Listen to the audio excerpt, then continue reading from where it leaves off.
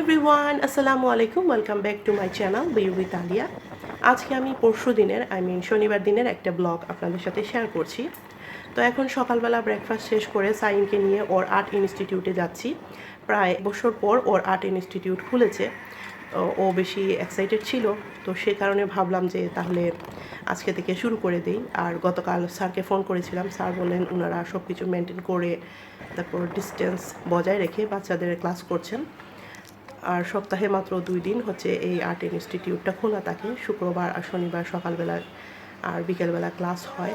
তো ভাবলাম স্কুলও এখনও বন্ধ, খোলার কোনো এখনও ডিসিশন হয় নাই, তাহলে সপ্তাহে 2 দিন একটু কষ্ট করে আর্ট ইনস্টিটিউটেই ওকে নিয়ে যাই, একটা অ্যাক্টিভিটিসের মধ্যে অ্যাটলিস্ট থাকলো।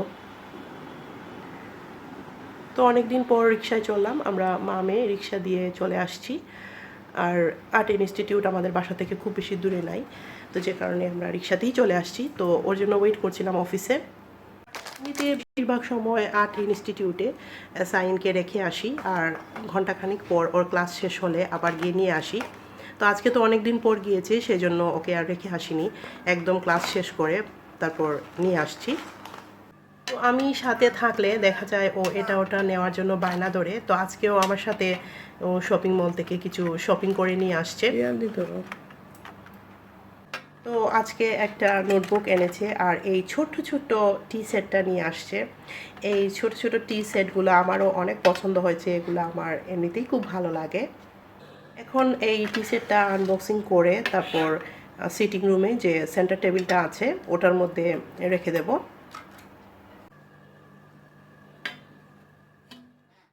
বাসায় এরকম ছোট্ট একটা ট্রে টাইপের প্লেট ছিল, তো ভাবলাম এগুলা ওটার মধ্যে রেখে দিলে দেখতে আরও ভালো লাগবে। তো এখন এগুলা সাইন ট্রের মধ্যে রেখে দিচ্ছে। অনেক সুন্দর লাগছিল দেখতে, খুবই ছোট ছোট, আর এগুলা আমার খুব ভালো লাগে। ছোট্ট একটা ফুলদানিও এর সাথে অ্যাড করে দিলাম, তো অনেক ভালো লাগছিল। আমি একটু খেলা করছিলাম, ছোটোবেলার কথা মনে পড়ে গেল। ছোটোবেলায় এরকম ছোট ছোট জিনিস দিয়ে খেলা করতাম।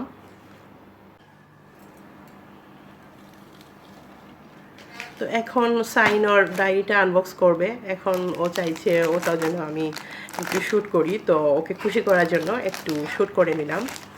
ডায়েরিটা অনেক সুন্দর ছিল, পিঙ্ক কালারের, আর ও তো পিঙ্ক কালার অনেক পছন্দ করে, সব কিছুই ওর পিঙ্ক কালার চাই। তো ও চাইছিল বারবি বা অ্যান্সার ছবি দেওয়া নোটবুক কিনতে, কিন্তু পায় নাই, পরে এটাই কিনে নিয়ে আসছে। এটার সাথে আবার চাবিও দিয়ে দিয়েছে, লক করে রাখা যাবে। আর সাথে একটা কলমও ছিল, যেটা পিঙ্ক কালারের ছিল। তো আমি শাওয়ারটা নিয়েছি, তারপর হচ্ছে জোহরের নামাজ পড়ে এসে দেখি টেবিলে খাবার দাবার সব কিছু একদম রেডি, যেটা দেখে আমার মন প্রাণ একদম ভরে গেছে। কারণ আজকে অনেক দিন পর আমার কিছুই রান্নাবাড়া করতে হয়নি, ইভেন আমাকে কিচেনেও যেতে হয়নি। তো অনেক রিল্যাক্সড মুডে আজকে খেতে বসছি। আর না হলে তো প্রতিদিনই আমাদের মেয়েদের তো একটাই টেনশন থাকে, দুপুরে কি খাওয়া হবে, রাতের খাওয়ার, সকালের খাওয়ার। তো আজকে এই রিল্যাক্সড মুডে খেতে বসার কারণ হচ্ছে আজকে রান্নাবাড়া সব আমার হাজব্যান্ড করেছেন।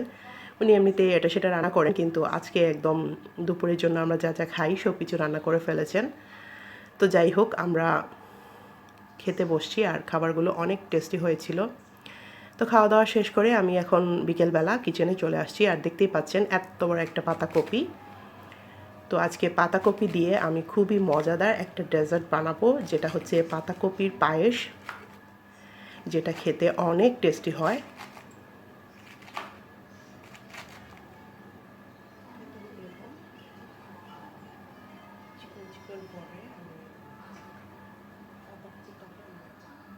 তো পাতাকপিগুলোকে এরকম চিকন চিকন করে কেটে তারপর আমি একটা প্লেটে নিয়ে নিলাম।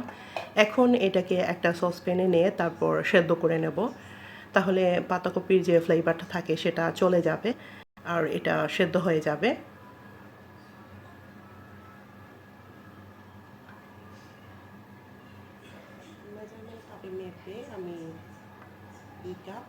তো আমি একদম মেজারমেন্ট কাপে মেপে পাতাকপি নিয়ে নিলাম। 2 কাপ পরিমাণ পাতাকপির সাথে 2 কাপ পরিমাণ পানি দিয়ে এটাকে সেদ্ধ করব।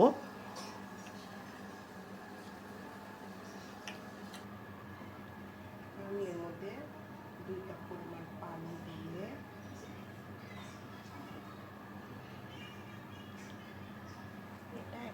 চুলায় বসিয়ে নেব। চুলায় এখন পাতাকপিটা সেদ্ধ, তো পাতাকপিটাকে সেদ্ধ হতে দিয়ে এখন আমি এর জন্য জাফরানটা রেডি করে নিচ্ছি। এটাতে কিন্তু অবশ্যই মানে জাফরানটা দিতেই হবে, অন্য কোনো ফ্লেভার নয়, জাফরানটা অ্যাড করেই হবে। তো জাফরানটাকে আমি এখন একটা কিছুতে নিয়ে তারপর একটু গরম পানি দিয়ে একটু সময় ভিজিয়ে রাখবো, তাহলে এর কালারটা আর ফ্লেভারটা বেরিয়ে আসবে। তো পাতাকপির পায়েস শুনতে একটু আশ্চর্য লাগছে, তাই না? কিন্তু আমি বলবো এটা অবশ্যই আপনারা বাসায় ট্রাই করবেন এবং খেয়ে দেখবেন, খুবই টেস্টি একটা মানে রেসিপি। আমার তো খুবই ভালো লেগেছে। এটা সাধারণত আমরা যে লাউ দিয়ে পায়েস রান্না করি সেটার মতো, আবার কিছুটা গাজরের পায়েসের মতোও লেগেছে আমার কাছে খেতে। তো যাই হোক, আপনারা এটা অবশ্যই বাসায় ট্রাই করবেন।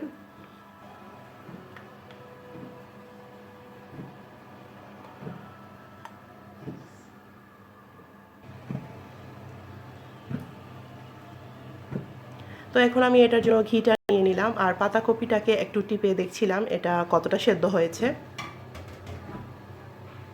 এখন একটা স্ট্রেনারে নিয়ে এর পানিটা ঝরিয়ে নেব।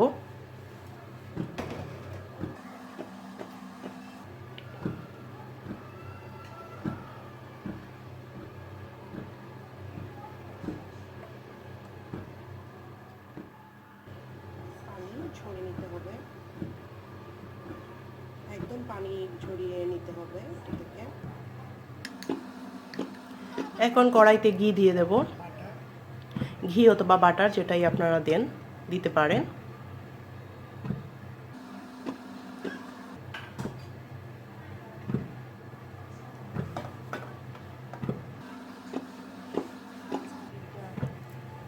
দারুচিনি দিয়ে দিচ্ছি, দুটা এলাচ দিয়ে দিচ্ছি,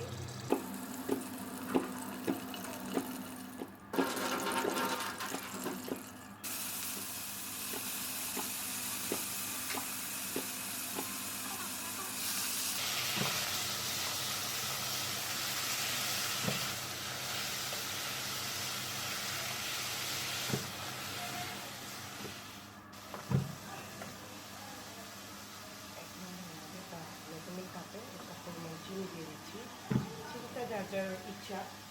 তো পাতাকপিটাকে নাড়াচাড়া করে নিলাম, এটা কিন্তু পুড়ে যাওয়া চলবে না। এখন এর মধ্যে 1 কাপ পরিমাণ চিনি দিয়ে দিয়েছি। চিনিটা তো আপনাদের সবার ইচ্ছে মতো যে যতটা চিনি খান। এখন চিনিটা গলে যাওয়া পর্যন্ত ওয়েট করতে হবে।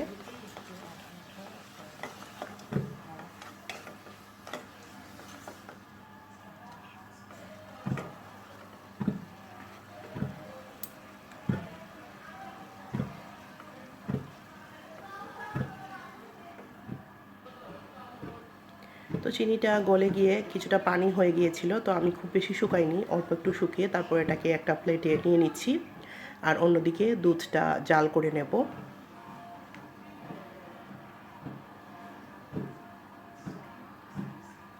তো আমি এখানে দুধ নিয়ে নিচ্ছি, এখানে দুধটা আমি নিয়ে নেব মেজারমেন্ট কাপ দিয়ে মেপে, তারপর দুধটা নিচ্ছি।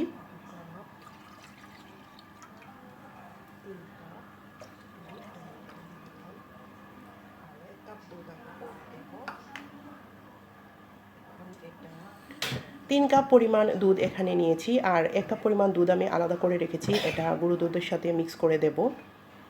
তো দুধটা গরম হয়ে যাওয়ার পর এর মধ্যে পাতাকপিটা দিয়ে দিলাম, এখন এটাকে জাল করে নেব দুধটা ঘন হওয়া পর্যন্ত।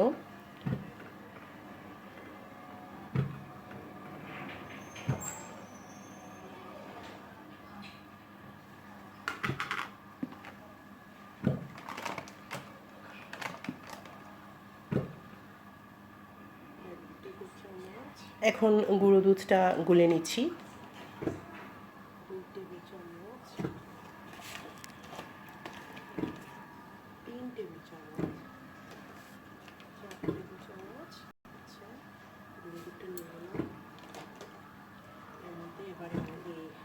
তো প্রায় 4 টেবিল চামচ পরিমাণ গুঁড়ো দুধের সাথে 1 কাপ পরিমাণ দুধ মিক্স করে নেব, তারপরে হচ্ছে এটা পায়েসের মধ্যে দিয়ে দেব, তাহলে খেতে অনেক টেস্টি হবে আর পায়েসটা যথেষ্ট থিক হবে।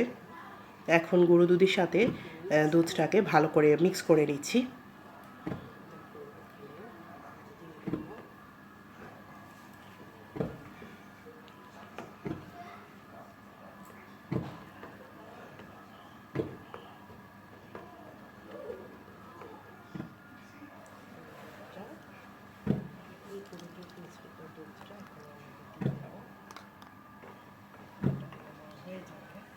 এখানে আমি চিমটি পরিমাণ লবণ দিয়েছি। ডেজার্টে লবণ দিলে খেতে ভালো লাগে, তো এটা হয়তো স্কিপ করে গিয়েছে। হয়ে আসছে, এখন আমরা এটার মধ্যে চাউলের গুঁড়িটা দেব। এখানে আমি 2 টেবিল চামচ চাউলের গুঁড়া দিয়ে দিলাম। এখন প্রায় 2 টেবিল চামচ চালের গুঁড়িটা এখানে দিয়ে দিলাম। চালের গুঁড়িটা দেওয়ার পর অনবরত নাড়তে হবে, না হলে কিন্তু এগুলা দলা পেকে যেতে পারে। আর খুব বেশি চালের গুঁড়ি এখানে দেব না, তাহলে বেশি থিক হয়ে যাবে।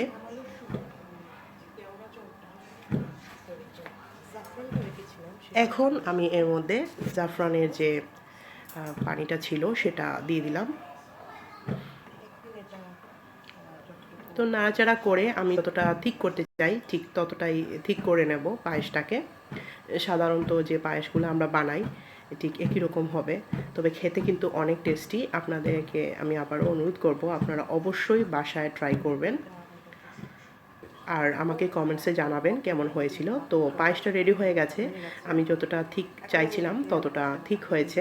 এখন আমি এটাকে একটু নেড়ে নেড়ে ঠান্ডা করে নেব, না হলে আবার উপরে সর বসে যেতে পারে।